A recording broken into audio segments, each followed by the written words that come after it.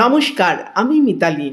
বাংলাদেশের অন্তর্বর্তী প্রধানমন্ত্রী মোহাম্মদ ইউনূস এখন নতুন এক বড় বিতর্কে জড়িয়ে পড়েছেন। পাকিস্তানি সেনা প্রধান জেনারেল শাহিদ শামশাদ মির্জা, যিনি Pakistan joint chiefs of staff কমিটির চেয়ারম্যান, তিনি কয়েকদিন আগে ঢাকা সফরে এসেছিলেন। আর সেই বৈঠকে সৌজন্য উপহার হিসেবে ইউনূস তাকে দেন একটি বই, নাম আর্ট অফ ট্রায়াম্ফ।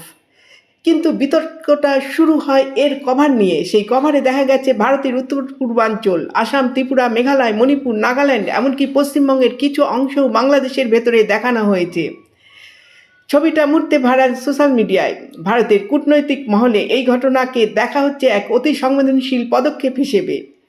কারণ সীমান্ত আর মানচিত্র নিয়ে খেলা কোনো সাধারণ বিষয় নয়, এটা সার্বভৌমত্বের প্রশ্ন, জাতীয় মর্যাদার প্রশ্ন।